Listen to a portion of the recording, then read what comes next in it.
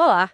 Hoje a gente vai dar uma olhada num clássico. É Memórias Póstumas de Brás Cubas, do Machado de Assis. É um romance, né? Do realismo brasileiro, mas assim com uma carga de sátira muito forte. Se passa no Rio, século XIX, e o detalhe mais curioso: quem conta a história é o próprio Brás Cubas. Só que depois de morto. Ele mesmo se chama de defunto autor. Uma ideia bem diferente, né? Então, nossa ideia aqui é mergulhar um pouco nessa vida que ele mesmo admite que foi meio medíocre, mas contada com uma ironia incrível. Vamos tentar desempacotar isso? Bom, ele já começa pela morte dele. Pneumonia, aos 64, mas ele culpa de um jeito irônico uma ideia grandiosa, o emplasto Brás Cubas, um remédio que, na verdade, nunca deu certo.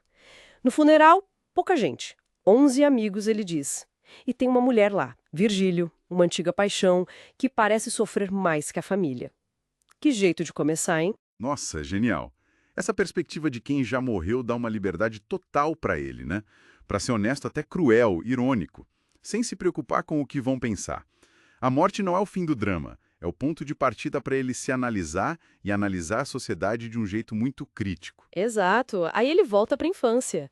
Nasceu em família rica, era um menino diabo, super mimado. Lembra daquele episódio que ele entrega um beijo escondido do Dr. Vilaça na Dona Eusébia? Já mostrava ali um lado meio impulsivo, né? Depois vem a juventude, a paixão pela Marcela, uma cortesã espanhola, linda Marcela, ele fala, mas também, bem interesseira. Custou uma fortuna para ele essa relação. Ele até quantifica, né? 15 meses e 11 contos de réis. É fascinante como ele descreve isso. Tem uma nostalgia, mas ao mesmo tempo um cinismo muito forte. Acho que já mostra a dificuldade dele em entender as pessoas e a própria vaidade dele também. E o dinheiro ali, né?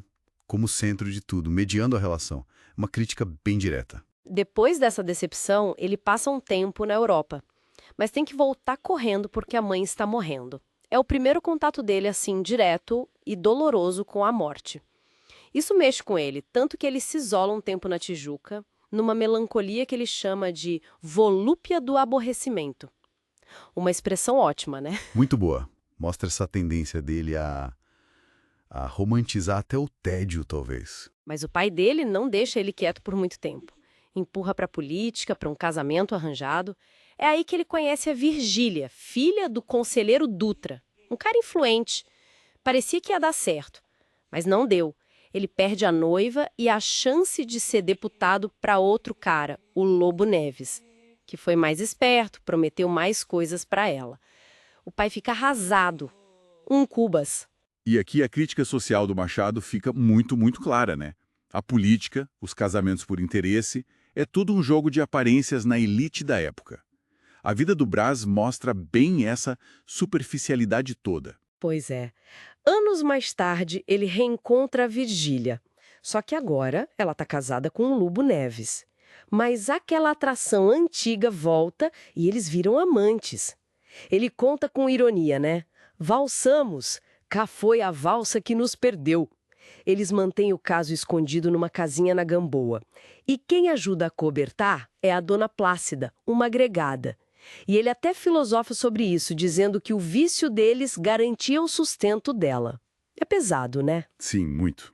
Mostra as relações de dependência e a hipocrisia social. E nesse meio tempo, um reencontro, poxa, chocante. O Quincas Borba, amigo de infância.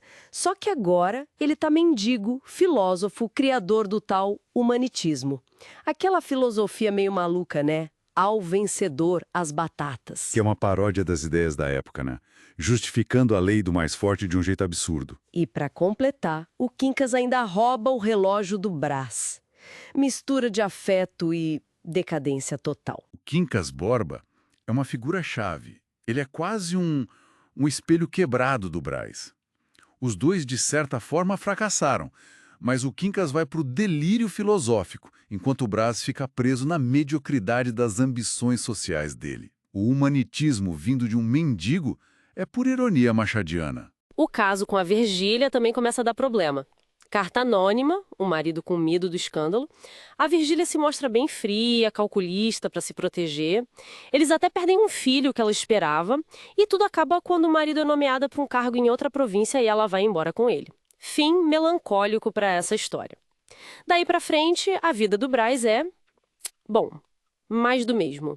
Outros casos que não dão em nada, tipo com a Aninha Lolô, mais tentativas frustradas na política, a velhice chega, a solidão e a última obsessão dele, o tal do emplasto. A ideia fixa que acaba levando ele à morte porque ele pega pneumonia enquanto está trabalhando nisso. Que irônico, né? Totalmente. E a conclusão que ele tira da própria vida fecha tudo com chave de ouro, né? Essa ironia toda, ele faz as contas e diz que o saldo foi negativo, mas teve um pequeno lucro, não ter tido filhos. Assim ele não passou adiante o legado da nossa miséria.